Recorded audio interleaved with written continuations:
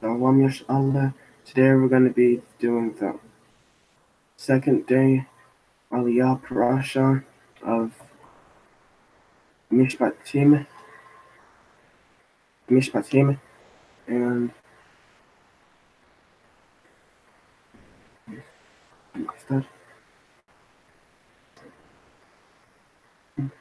it's going to be Exodus chapter 21, verse 20 to 22, verse 3. And should a man strike his manservant or his maidservant with a rod, that one die under his hand, he shall surely be avenged. But if he survives for a day or for 2 days, he shall not be avenged, because he is his property.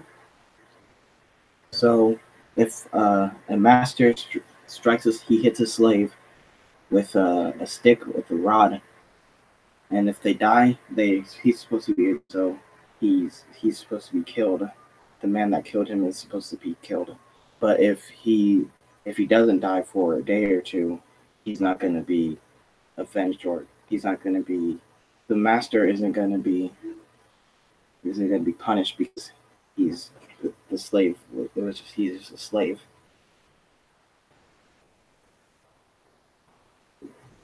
And should men quarrel and hit a pregnant woman, and she miscarries, but there no fatality, he shall surely be punished. When the woman's husband makes demands of him, and he shall give restitution according to the judge's orders.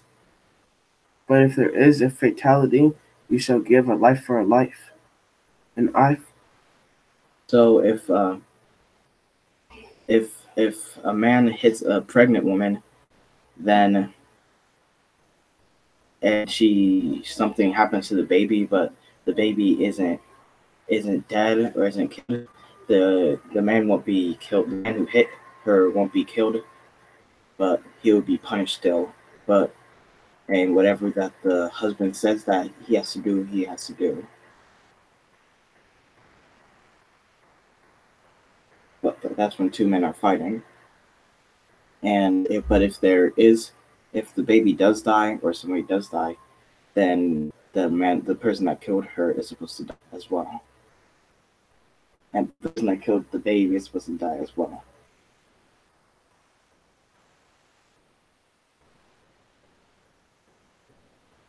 An eye for an eye, a tooth for a tooth, a hand for a hand, a foot for a foot, a burn for a burn, a wound for a wound, a bruise for a bruise. So basically, whatever you do to somebody, whatever pain you inflict upon somebody, that pain is going to get brought back up to you. And if a man strikes the eye of his manservant or the eye of his maidservant and destroys it, he shall set him free in return for his eye. And if he knocks out the tooth of his manservant or the tooth of his maidservant, he shall set him free in return for his tooth. So if a master hits a slave, then and in the eye, then their eye they get damage to their eye, some permanent damage to their eye.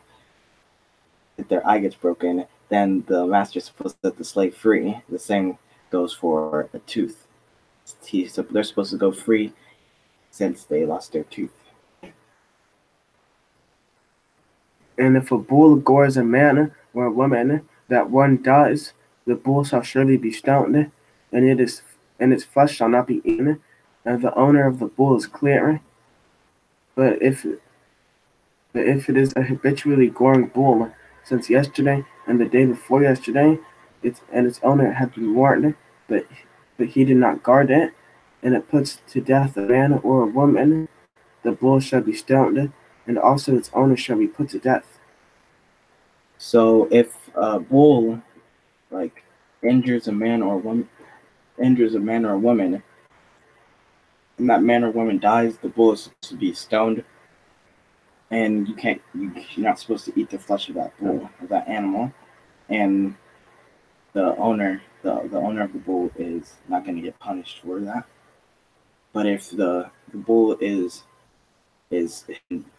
hurting people since has hurt people before that time that it hurt that person, then it and the owner was warned, but he didn't put like a fence or anything, then the bull and the master is going to get put to death.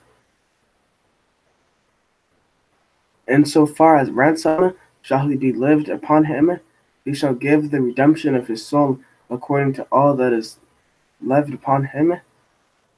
Or if it gores a young boy or a young girl, according to this ordinance shall be done to him.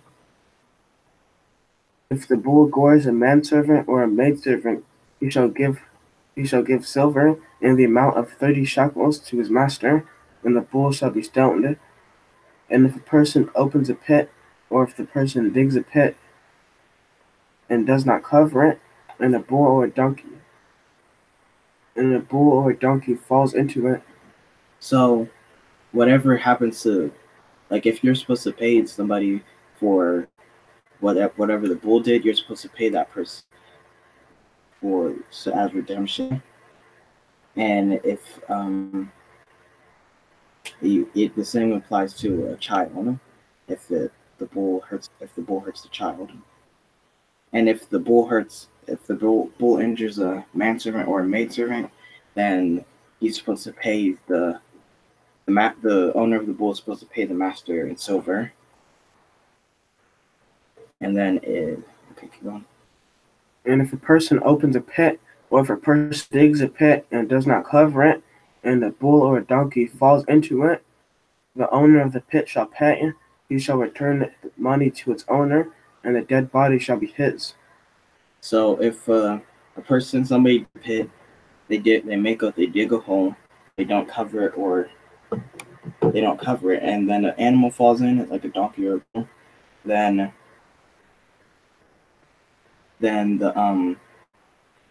if the donkey dies, the dead body is supposed to be the person who owns the owner of it is supposed to pay the person whose owner the donkey was, and then the dead body is supposed to be the person that owns the pit.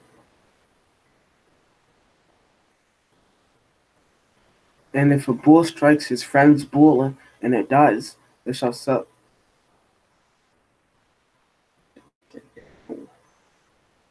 And if a man's bull strikes his friend's bull and it dies, they shall sell the live bull, and divide the money received for it.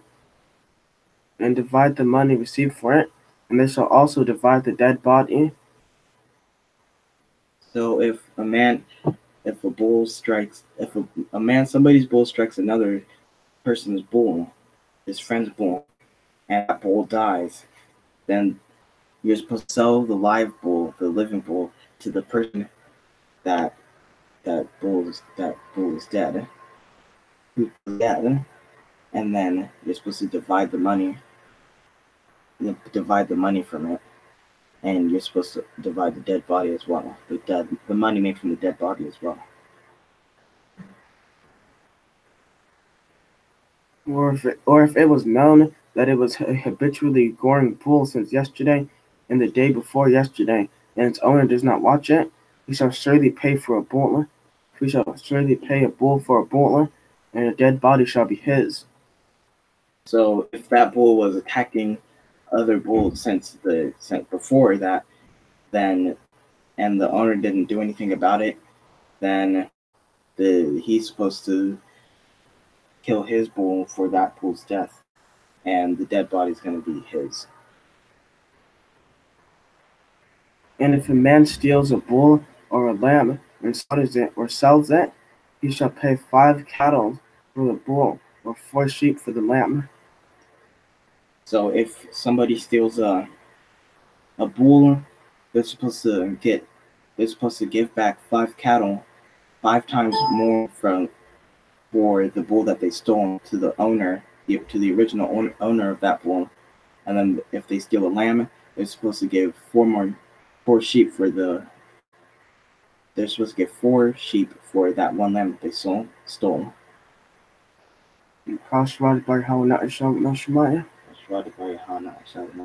Aliyah said what we're doing here. Aliyah said what we're doing here. If while breaking in the thief is discovered and he is struck and dies, it is as if he has no blood. If the son So if a thief is discovered, he's caught stealing stuff, and then he dies, somebody kills him, it's gonna be like that, like nothing happened, since he was already committing a crime, like he was gonna get put to death if he was caught anyways. If the sun shone upon him, it is as if he has blood. He shall surely pay. If he has no money, he shall be sold for his theft. If the stolen article is found in his possessions, whether a bull, a donkey, or a lamb, live one, or a live or a lamb, live ones he shall pay twofold. So if it was daytime, then if he was caught, then he's supposed to pay back the person that he stole from. And if he doesn't have any money, he's gonna get sold as a slave for his theft, his stealing stuff. And then if somebody finds the thing that was stolen in his possession, he's supposed to pay back what he stole double.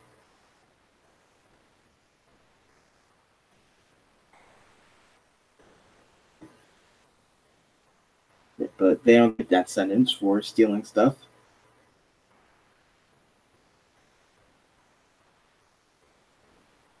That's the Torah portion for today.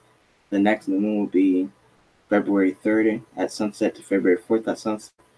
Then the Passover will be April 18th at sunset to April 19th at sunset.